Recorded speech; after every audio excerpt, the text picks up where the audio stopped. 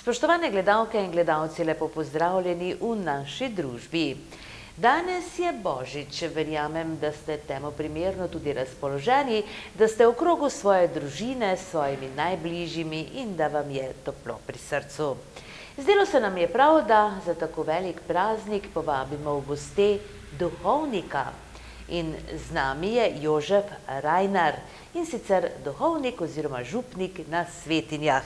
Lepo pozdravljeni, gospod Rajnar. Enako lepo pozdravljeni vsi, ki me spremljate, spoštovane gledalke, gledalce, in tudi vi, ki imate z mano ta pogovor oziroma razgovor ravno, lahko rečemo, najlepšem prazniku, ki ga pravzaprav praznujemo po celem svetu, to je o Božiču, prazniku Jezusovega rojstva. Kako boste govorili, gospod Rajnar? S Prekmurja prihajate drugače. Ja, to je res, prihajam iz Prekmurja in skušal bom govoriti v knjižnem jeziku, vendar že naprej se opravičujem oziroma niti ne bom povedal, je pač v moji naravi, da tudi bo kakšna beseda, tudi v prekmurskem jeziku, kakšen stavek, ki ga boste prav gotovo tudi razumeli ali razumeli, če ne, pa bom pa seveda voščilo in tako dalje tudi ponovil v knjižni slovenščini. Sicer pa Slovenija je tako majhna, tudi če je razdeljena na različne pokrajine, pa tudi govorne enote, če lahko tako rečem, da se pravzaprav, če se hočemo razumeti ali razumeti, se lahko vsi razumemo. Če pa nočemo, pa lahko govorimo vsi isti knjižni jezik, pa se ne bomo razumeli. To je samo stvar volje, stvar interesa oziroma stvar srca in duše, kako bi temu dejal. Zelo lepo ste to povedali, gospod Rajnar. Tako je, točno tako, kot pravite. Povejte mi, kako pa vi kot duhovnik doživljate Božič? Kot duhovnik še na poseben način doživljam Božič v krogu širše družine, če lahko tako rečem, to se pravi v krogu župnije, kajti duhovniki, kot veste, nimamo ožje družine, pač tudi tiste vezi od doma, kjer smo pravzaprav odraščali oziroma kjer smo živeli, so se tudi nekako, čeprav so ob teh praznikih še zelo pridajo na površje, predvsem pa tudi spomini, tako da se kljub temu, da sem sam na župnišču, ne počutim osamljenega, kajti že pri samem bogoslužju, pri sami polnočnici, pa tudi v sami pripravi sem v mislih, v molitvi povezani z vsemi, ne samo z mojimi farani, ki so mi zaupani, ampak z vsemi, ki jih poznam, vsemi ljudmi dobre volje, še posebej jih vključim ta dan, pa tudi ostale dneve v molitvi. Odkot pa vi prihajate, gospod Rajnar? Prihajam iz rodnega Prekmurja, z Prekmurske ravnice. Sam sebe sem poimenoval tudi sin Prekmurja, vas pa je Bakovci pri Murski Soboti, rečem predmestje Murske Sobote, kajte vas je ena izmed zelo večjih vasi tudi v Prekmurju, tako sem napol Bakovčar, napol Sobočanec, če lahko tako povem. Nasplošno pa, če me vprašajo, pa rečem, da sem pravzaprav sedaj, ko delujem v Prlekiji, pravim, da sem prekmurski Prlek oziroma prleški Prekmurec. Kako dolgo pa ste že na Svetinjah? Na Svetinjah mi teče že 7. leto, leta hitro minevajo. Zdi se mi, da sem komaj drugo leto, kot da sem kakšno leto komaj tukaj, in zelo dobro se tudi tukaj počutim, sodelujemo tudi na vseh, tudi na prejšnjih župnijah, ko sem bil, kajti sem, kako se reče, tistega milega, preprostega srca in duše, kako sem prejemal v domači družini in tudi potem to tudi skušam potem tudi tako delovati in se tudi tako tudi razdajati.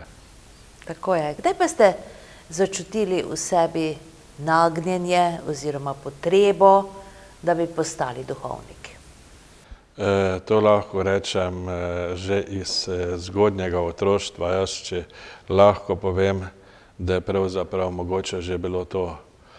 Kdaj sem začutil, sem seveda, ko sem že bil rojen, ampak to, da sem duhovnik, pravzaprav ni moja zasluga, to so ogromne molitve, že morda tudi pred mojim rojstvom, potem ob mojem rojstvu in tudi pozneje. Najbolj pa sem začutil, ko sem bil star par let, ko se tudi spominjam, ko smo doma delali jaslice, božično drevo in potem, ko smo šli polnočnice in ko je bilo konec polnočnice, sem ravno o tem razmišljal, se zelo živo spominjam, ko je že bila cerkev prazna, ko so vsi že odšli iz cerkve, sem jaz ostal pri jaslicah, držal sem se za tisto ograjico, ki je bila, mene so iskali in starši in gospod župnik, in ker še je bila cerkev razsvetljena, in ko so prišli, so me našli ob jaslicah in so rekli, gremo domov, in sem jaz rekel, ne bom šel domov, bom povedal tako, sem povedal v prekmurskem jeziku, geščen, tu pa Jezušek je ostate, Jezušek je moj, pa Jezušek ne sme sam biti. In tako da mislim, da že takrat je nekako bilo položeno, se pravi, tista klica v moje, kako se teme reče, srce, in tudi potem preko doma molitve se spominjam, ki smo vsak večer molili, ne samo kratko molitev, ampak tudi rožni venec. Pa potem sem zgodaj začel ministrirati že v prvem razredu osnovne šole. In zanimivo je, kdaj sem prvič ministriral ravno na god mojega zavetnika, svetega Jožefa.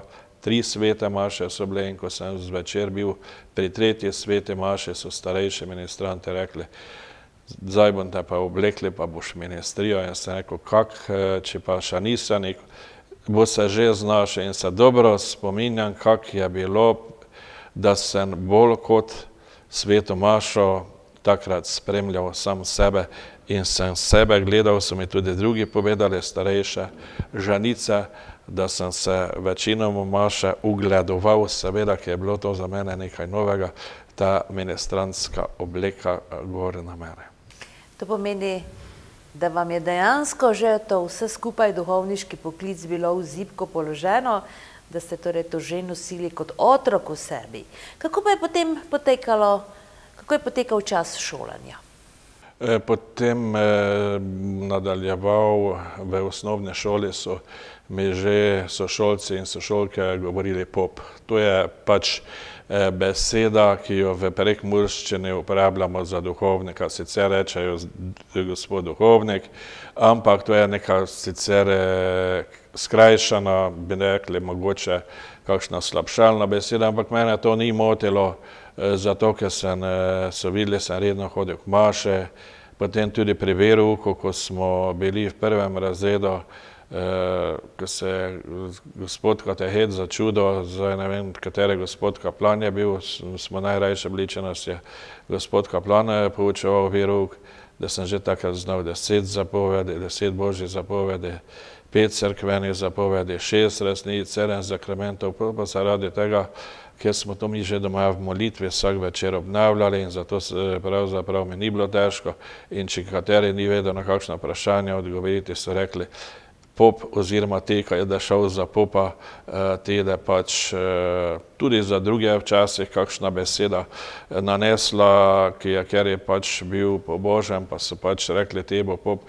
In je pač morda ga to nekako mogoče ni tako prevzelo, jaz sem pa bil ponosen, če so me to rekli, tako da me to niti ni motilo. Celo govorili so me, pa ženiti se ne boš mogel, znaš, ko se popi na ženju, pa pač te se ne bom, vse to me ne bo tako motilo. Čeprav tudi povem, ker normalno sem odraščal kot vsi ostali v tistih letih in tudi je bila kakšen pogled oziroma kako se reče, simpatija in tako da, ampak vseeno je simpatija do Boga, do Jezusa bila močnejša, kakor simpatija do osebe, kakšne ljube osebe, ki se ti je takrat zdela zelo ljuba.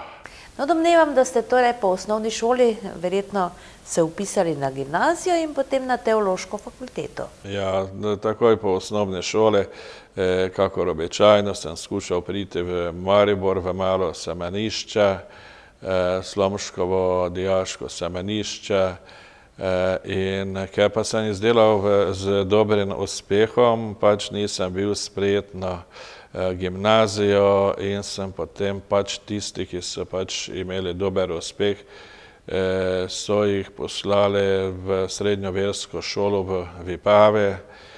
Tam so bili notranja verska šola, vendar smo pa pač hodili delati izpita na državno gimnazijo, tako da sem imel potem tudi, se pravi, spričevalo. To so mi tudi doma starši svetovali. Če bi se slučajno, Bog ne daj, premislil, da pač imaš od države potrjeno, se pravi, šolo, da nisi za manj pač hodil, čeprav z tem mojim dobrim uspehom so bile malo sumljive zadeve, ki jaz rečem sumljive, pa se zdaj nasmehnem. Če sem pa bil do 5. razreda prav dober, v 5. sem bil odličen, nikoli se nisem doma učil, ker sem se vse šoli zapomnil, te pa naenkrat v 7. 8. razredu moja mama, ki še zdaj živi v domu, je v Rakičanu, ko pridem k njej na obisk, nepokretna že 9. leto in se večkrat tudi o tem pogovarjava, pa je sama prišla v šolo, pa je pravila, kako je te to mogoče, do zdaj je bil pameten, zdaj zadnje 2 leti je pa te moj sin tu in orgratal, eno pa drugo pa se, ampak so bili pač mogoče takrat drugačne razmere in so pač mogoče tudi to, ampak potem pozneje, pa ko sem tam bil 3 leta, kajti sem želel vseeno dokončati v Mariboru in po 3 letih sem potem prišel v Maribor, malo semenišče na državno gimnazijo, in sem tam potem uspešno tudi končal maturo in... Potem pa na teologijo verjetno, ne? Potem pa je bila vojska vmes, ker takrat je bilo možnost po srednji šoli, da smo šli služiti vojaščino in tako sem se tudi, ker rajše sem, da prej, tako da sem še imel med vojaščino možnost, se pravi, temeljitega razmisleka oziroma premisleka. In potem po vojaščini sem potem šel na teologijo oziroma teološko fakulteto v Ljubljani 3 leta, zadnja 3 leta pa smo bili potem v Mariboru. In kdaj ste torej bili posvečeni v Mašnika, kdaj je bila nova maša? Nova maša je bila pred 30 leti, se pravi 5. 7. 1987, na god svetih bratov Cirila in Metoda sem imel takrat novo mašo v župniji Bakovci, kajte takrat je že bila samostojna župnija, prej pa je še bila podružnica župnije Murska Sobota. No, rekli ste, da je mati v domu, da je trenutno nepokretna. Jo obiščete velikokrat? Jaz bom rekel takole, vsaki drugi dan, če se le da obvezno, kajte zelo smo, kako se reče, čeprav pravijo, ko nastopi službe duhovnika, da pač bi naj te družinske vezi se bolj razrahljale, kajte tvoja družina je potem župnija oziroma verniki, ki so ti zaupani, ampak jo še ohranjam še posebej sedaj, ko je mama, ki zadelajo kapinje, nepokretna in ata pa je že pred 19 leti, ker ga je Bog poklical k sebi, je bil, raka je imel in ni bil, so sami rekli, še naj to povem, železni Joža so mu rekli, ker je nikdar ni bil bolan in so pravili takrat, če on ne bo raka premagal, ne bo te nihče in pač Bog pomagaj, 3 leta se je boril za to hudo bolezni, ampak nam je do konca vlival upanje, oziroma spodbudo in tako da imam lepa spomine tudi na to pokončno držo in tako da tudi sem tudi v življenju tako, če pridejo kakšne stiske, težave, znam tudi v tem pogledu, ko se spomnim, še posebej pa, ker je moje vodilo novomašno geslo bilo besede apostola Pavla, vse premorem v njem, ki mi daje moč. To je v Jezusu Kristusu. In tudi, ko včasih se zgodi, kakor tudi v drugih poklicih pride včasih tudi kakšne težave, stiske, tudi nerazumevanja z te ali druge strani, znam vse to v luči vere sprejeti in tudi premagati, kajte spomnim se na te besede in ne samo, da se spomnim na te besede, ampak iz teh besed tudi živim. In tako se torej potem, še eno vprašanje pred tem. Je mama ponosna na vas? Ja, vsi so ponosni bili takrat, še posebej moram pa reči, da me niso nikoli silile, ker marsikdo reče, oziroma to ja šel je za duhovnika, češ da so ga doma nagovarjali ali silili. Jaz moram reči, da tega nisem nikoli, se pravi, imel občutka oziroma to doživljal, moram pa reči globoka vera staršev, pa starih staršev. Mi smo takrat odraščali v okolju, ki je bilo, čeprav oblast ni bila veri takrat naklonjena in vse, ampak vseeno to je bilo in iz tega je potem tudi, se pravi, in gotovo je tudi največji ponos staršev, sorodnikov in še drugih, gotovo, če je v Nova Maša oziroma iz njihovega sorodstva, posebej pa iz družine sin novomašnik. No, glede na to, da je danes Božič, verjamem, da nam imate veliko povedati, ne? S sabo ste prinesli tudi berila in evangelij, nam boste kaj prebrali, nam boste kaj lepega v tem smislu, v smislu Božiča tudi povedali?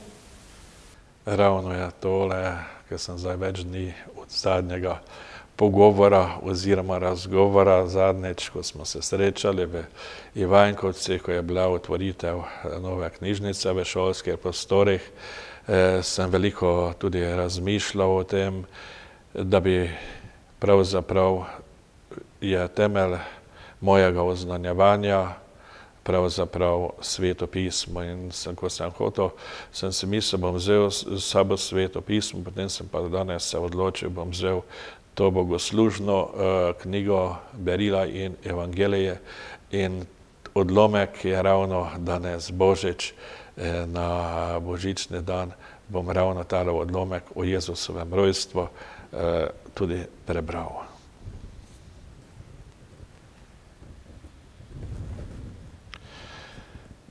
Vrstica pred Alelujo je: oznanjam vam veliko veselje.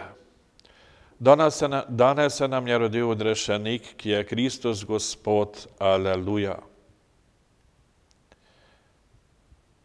Tiste dni je išlo povelje cesarja Avgusta, naj se popiše ves svet. To je bilo prvo popisovanje in sicer v času, ko je bil Kvirinij cesarski namestnik v Siriji. In vsi so se hodili popisovati vsak svoj rodni kraj. Tudi Jožef je šel iz Galileje, iz mesta Nazareta v Judejo, v Davidovo mesto, ki se imenuje Betlehem, ker je bil iz Davidove hiše in rodbine, da bi se popisal z Marijo, svojo zaročenko, ki je bila noseča. Ko sta bila tam, so se ji dopolnili dnevi, ko naj bi rodila, in rodila je sina prvorojenca, ga povila in položila v jasli, ker v prenočišču zanjo ni bilo prostora. V istem kraju so pastirji prenočevali na prostem in čez noč stražili pri svoji čredi. Gospodov angel je stopil k njim in Gospodova slava jih je obsijala. Zelo so se prestrašili. Angel jim je rekel: ne bojte se. Glejte, oznanjam vam veliko veselje, ki bo za vse ljudstvo. Danes se vam je v Davidovem mestu rodil odrešenik, ki je Kristus Gospod. To vam bo v znamenje. Našli boste dete v plenice povito in položeno v jasli. In nenadoma je bila pri angelu množica nebeške vojske, ki je hvalila Boga in govorila: Slava Bogu na višavah in na zemlji mir ljudem, ki so mu po volji.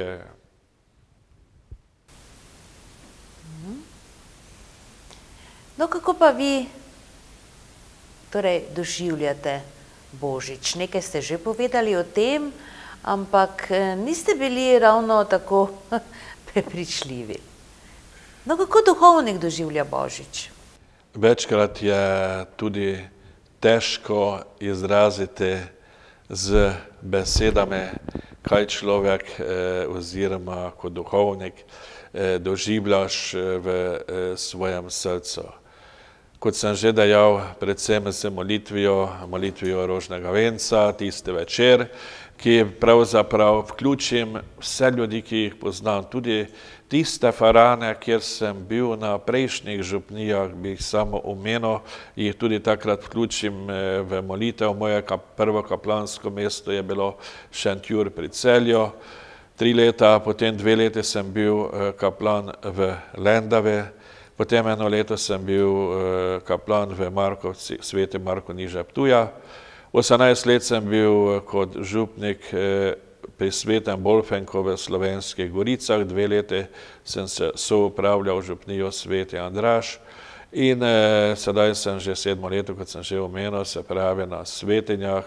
Vse posode, kjer sem bil, sem se tudi prijetno počutil, razumel in kajti skušam vedno tudi tako delovati, da nekako sprejemam tudi, če se le da, tudi kakšne kompromise, kajti treba je pravzaprav v današnjem času vse posebej.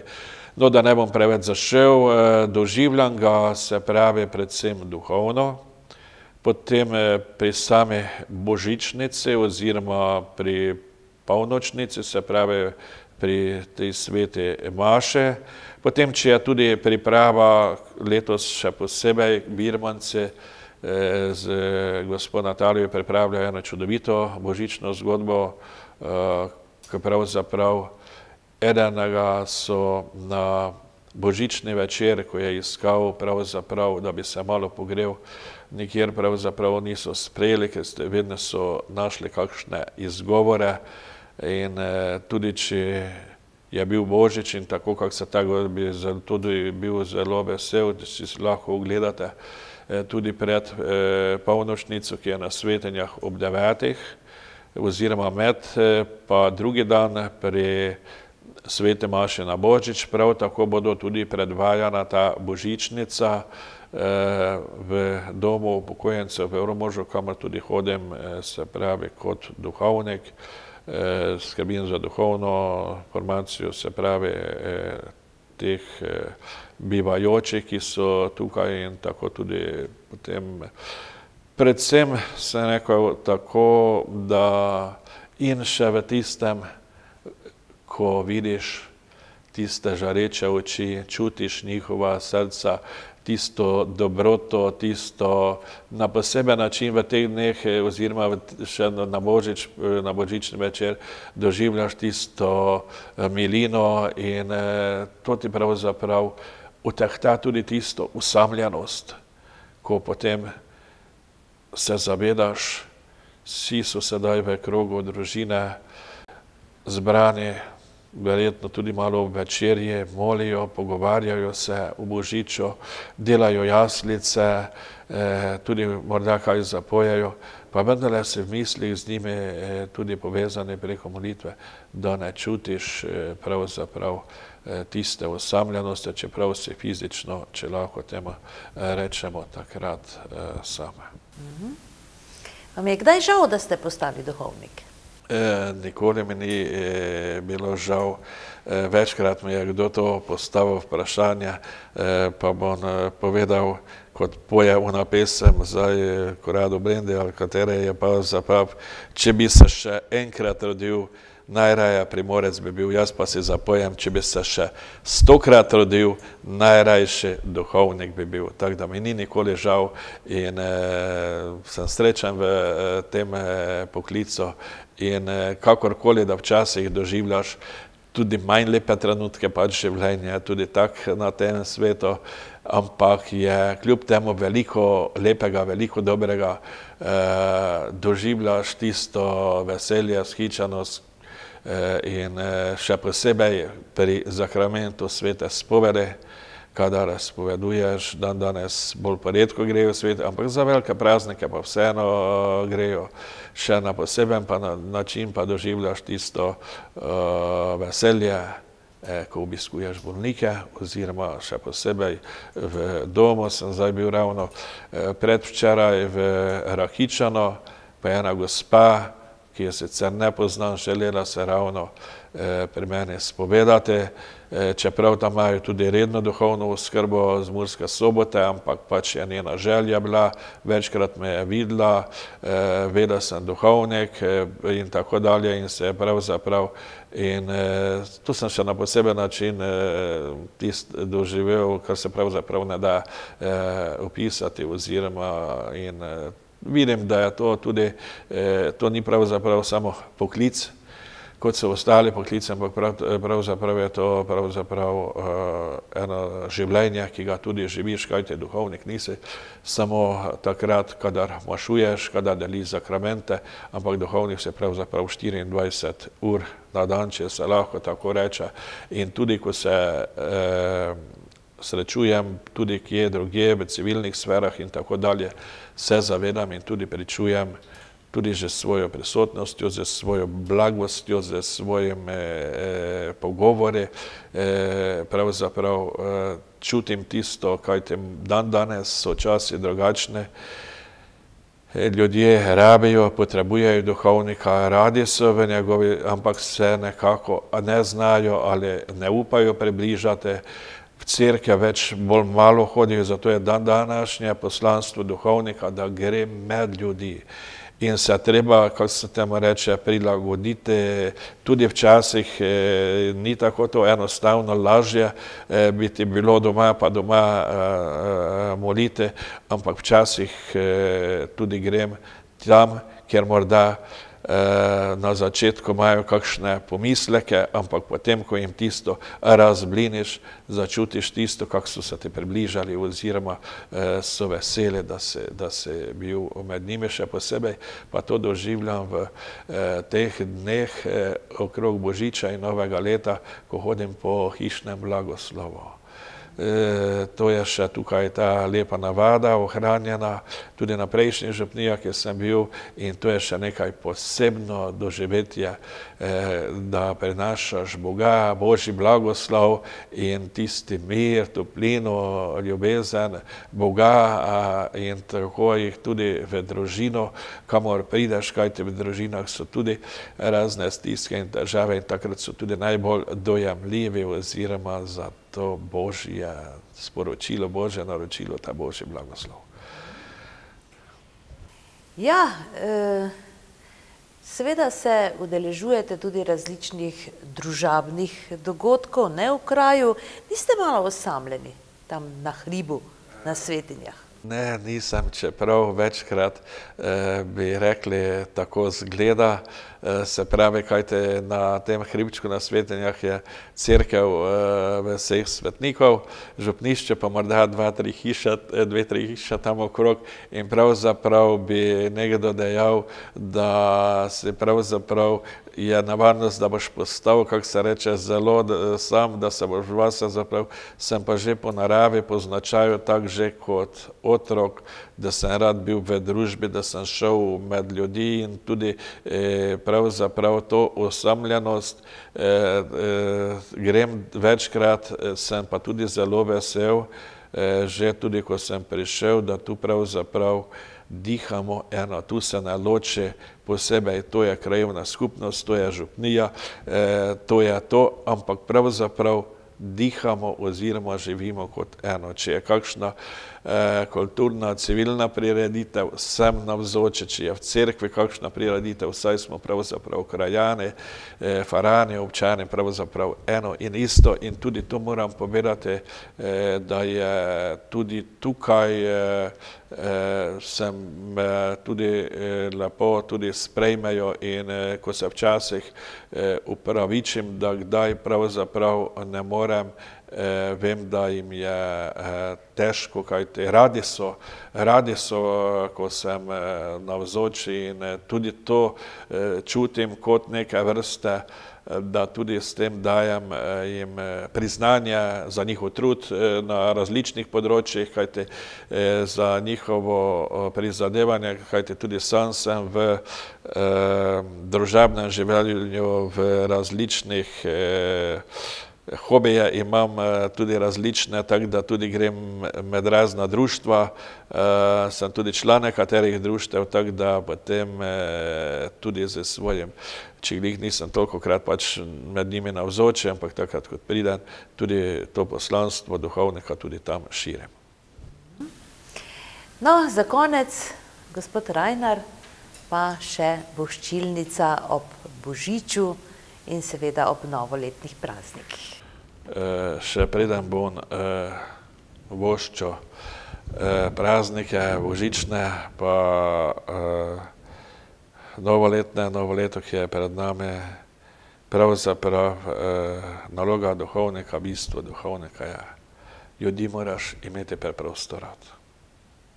Sprejeti jih takšne, kakršne so. Nikoli niso popolne. Tudi sam se zavedam kot duhovnik, tudi jaz nisem popoln. In če jih takšne sprejemaš, potem ti je tudi lažje, potem tudi tiste svoje nepopolnosti, ki jih imaš, tudi lažje potem sprejemaš. In ni dovolj, da ljudem samo za velike praznike prisrčno voščiš, pa da jim tudi poveš, da jih imaš rad, ampak to morajo začutiti. Premalo so besede, morajo biti dejanja. Tudi sam to doživljam pri verouku, ki ga pač imam v šolskih prostorih, tukaj je takole pravzaprav urejeno, ker drugače ne gre, ker bi težko se pravi prihajali gor na ta svetinski breg otroci in tudi otrokom rečem, tudi če kdaj katerega upozorim, nimaš prav, nimaš naloge, potrudi se ali ga pa morda kaj pokaram, če se temu reče, ampak vseeno vidim, da otrok čuti, da ga kljub temu sprejemam enako kot tistega, ki je redno hodi, pa redno se pravi se udeležuje, kajti otroci še posebej so danes najbolj ranljiva, če lahko rečemo, bitja in tudi vidim, večkrat je tudi naglica, tudi doma, starši iz službe, pridejo otroci iz šole, drugo sentja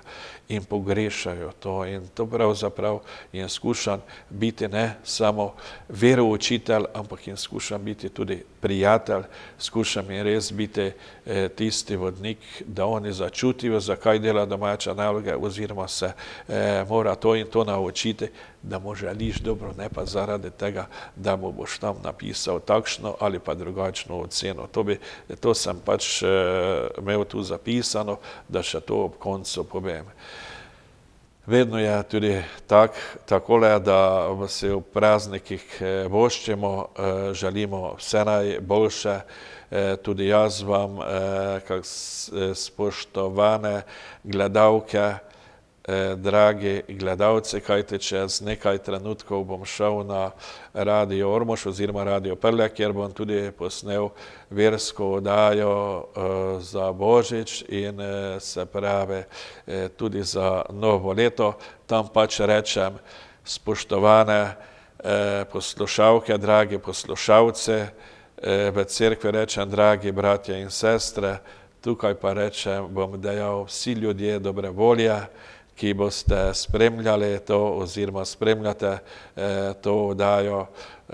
Želim vam vesele, blagoslovljene, milosti polne božične praznike in naj vam Kristusov mir prinese vaša srca, tisti mir, ki ga svet ne more dati. Še posebej pa želim vsem osamljenim, vsem žalostnim, vsem bolnikom, vsem ostarelim, posebej tistim, ki se v teh praznikih čutijo najbolj osamljene, ki pravzaprav večkrat nimajo nikogar. Tudi sam včasih doživljam osamljenost in kakor sebi rečem, tako tudi vam, niste same, z vami je Bog, Božja bitja ste, Bog vas je ustvaril in Bog vas nikoli ne bo pustil samega. Zaupajte mu, ne samo v lepih trenutkih vašega življenja, še posebej takrat, kadar vam je težko, kadar ste osamljenost, kadar mislite, da vas je cel svet zapustil. Bog je edini tisti, ki nas nikoli ne bo zapustil. V tem vam tudi želim veselo obhajanje oziroma praznovanja Božiča, ki naj ne bo samo v tisti zunanje, se pravi folklore, ampak da pravzaprav Božič najbolj doživimo v cerkvi, pri sveti maši, ob jaslicah, v širšem krogu, doma pa v ožjem krogu ob jaslicah. In ker se bliža tudi novo leto, vsi si želimo ob novem letu veliko dobrega, predvsem si zdravja, želimo zadovoljstva, sreče in včasih mi kdo reče, pa si to večkrat želimo, pa nič od tega, pa težko to dosežemo. Biti treba srečen v majhnih stvarih. Tudi že otrokom večkrat polagam na srce, da pravzaprav sreča ni v tem, da pravzaprav vse, kar želiš, da vse imaš. Sreča je v tistem, da tisto, kar imaš, da si s tistim tudi zadovoljen oziroma v tistem znaš biti srečen. Zato vam ob novem letu naj mi bo dovoljeno, ko bom povedal v prekmurščini, tako mala deca sem se že naučil, tudi ko smo hodili od hiše do hiše in smo voščili. Bog vam daj v to novo leto srečo, zdravja, veselje, krija vina, zavoli, dušnega zveličanja pa največ. Tudi če je bilo v prekmurščini, mislim, kaj je bilo razumljivo, kajte pravzaprav, kot sem že prej enkrat omenil, Slovenci smo tak mali narod, da pravzaprav eden ovoga vsi razumemo oziroma če se zle želimo potruditi, če smo dovolj odprti, če imamo dovolj odprto srce drug za drugega. Hvala lepa, gospod Rajnar. Zapomnili si bomo seveda vaše besede. Zahvaljujemo se vam tudi za odmerjen čas na ta praznični dan. Upam, da vam je bilo tudi vam lepo v naši družbi. Tudi jaz se vam zahvaljujem. Veste, kaj moram reči, čas mi sploh ni bil sedaj, nisem niti enkrat pogledal na uro. Prijetno mi je bilo, če sem lahko delil to svojo duhovno veselje, bogatstvo tudi z vami, pa tudi ob televizijskih spremnikih. In še enkrat tudi najlepša hvala, čeprav sem, ko sem takoj povabilo dobil, nekako razmišljal, zdaj si pa malo bil preglasen in se videl, takoj so te povabili, pa vseeno sem vesel, srečen, da sem lahko bil z vami in se še, kakor teme, ki ima navada tega poklica, Bog plate, pa se še priporočam. Vsekakor vas bomo še videvali tudi na naši televiziji. Hvala lepa in srečno. Srečno, hvala. Toliko za danes, spoštovane gledalke in gledalci, lep Božič vam želimo oziroma vesele prihajajoče praznike.